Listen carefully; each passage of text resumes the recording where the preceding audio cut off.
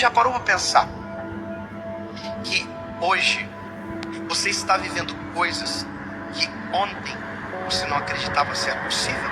Quem disse que seria fácil? Jesus nunca disse que seria fácil, mas Ele deu uma promessa para nós: pode ser leve, porque eu vou trocar de fardo com você. Eu já troquei de lugar com você na cruz, então aquilo que você merecia receber, eu já recebi. E aquilo que eu merecia por parte do meu Pai, eu entreguei para vocês. Mas isso não significa que vai ser fácil, irmão.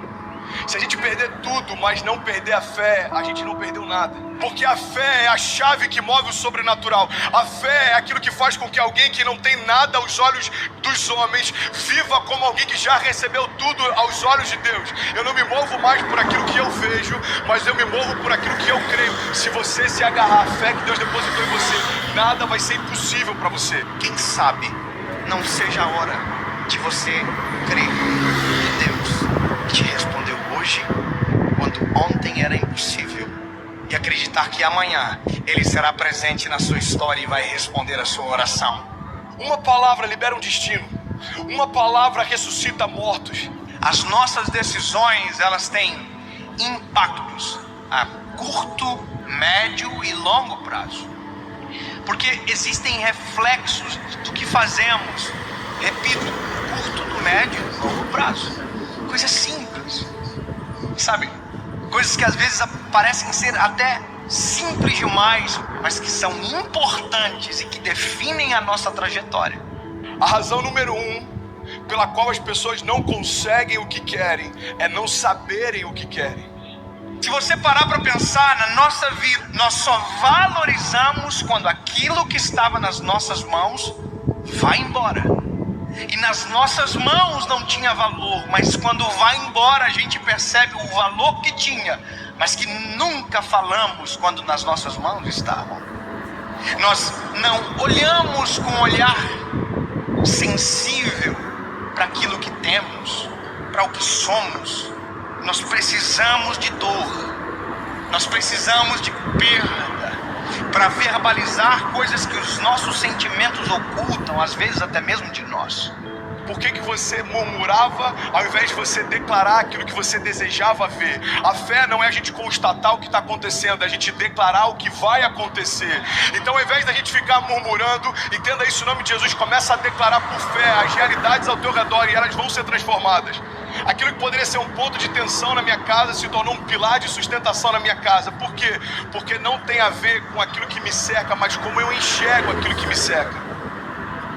E por isso que eu quero te convidar em nome de Jesus a entender, cara, a razão pela qual a gente não vive muitas coisas é que a gente não sabe para onde a gente quer ir.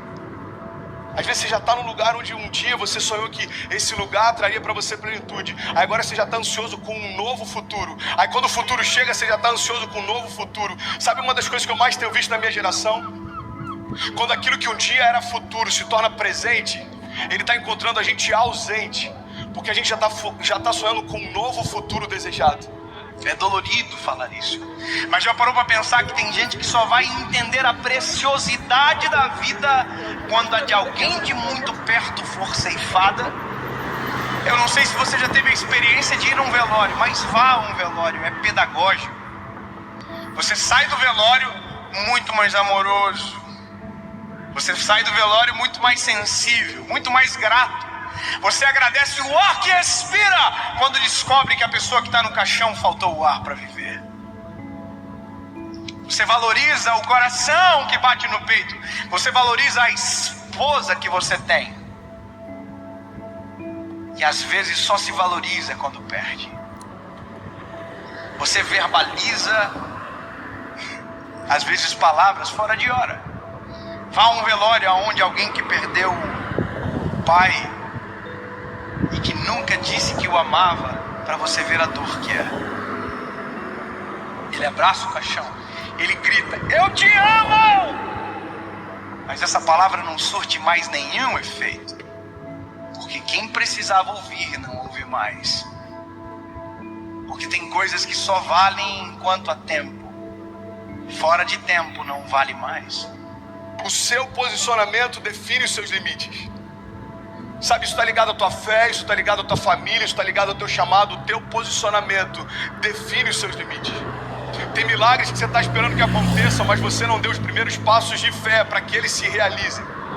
Tem romper que você está esperando que se manifeste, mas você ainda não deu os primeiros passos de fé para que ele aconteça. Tem momentos, irmão, que a gente está clamando para que Deus mande a chuva, mas a gente nem preparou a terra ainda.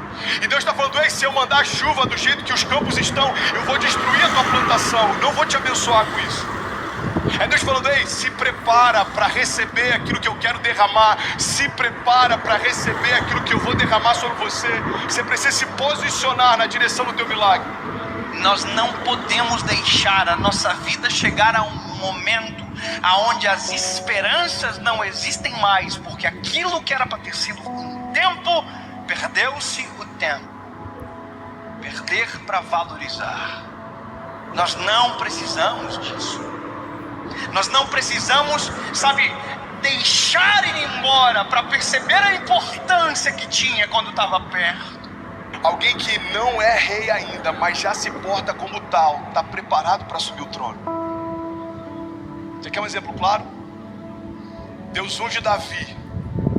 Davi era improvável, Davi era desconhecido, Davi até para o seu pai e para os seus irmãos era invisível, mas a partir daquele dia, aos olhos de Deus, Davi já estava no trono.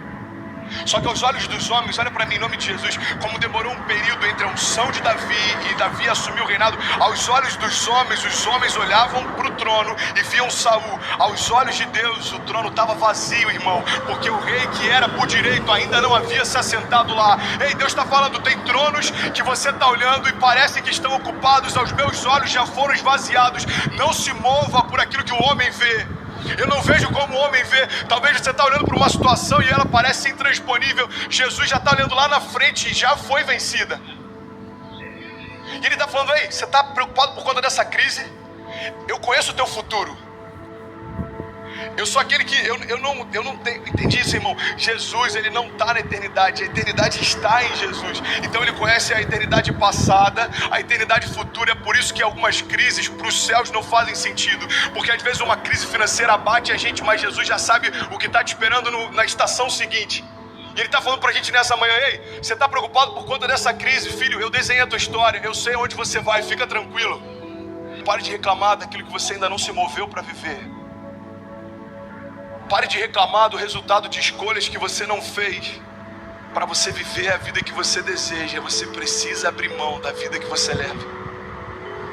2 Crônicas 7,14 diz: se o meu povo, que se chama pelo meu nome, se humilhar e orar e buscar a minha face e se afastar dos seus maus caminhos, dos céus eu ouvirei, perdoarei os seus pecados e eu sararei a sua terra. Existe uma condicional. Deus está dizendo: olha, se o meu povo, que se chama pelo meu nome, se humilhar e clamar e se arrepender. O que ele está dizendo é o seguinte: se você der os passos de fé, os céus vão reagir àquilo que você está se movendo. Evangelho não tem a ver com conforto. Evangelho tem a ver com propósito. E é por isso que muitas vezes a conta não fecha. Irmão, quem disse que seria fácil? Eu quero te encorajar a você se posicionar na direção do seu destino, na direção do destino que Deus prometeu para você. Nada menos do que isso vai ser aceitável. Salmo 126, versículo 5 diz: aqueles que semeiam com lágrimas, com cantos de alegria colherão. Aquele que sai chorando enquanto semeia, voltará com cantos de alegria, trazendo seus feixes. Mas eu não posso fazer por você aquilo que só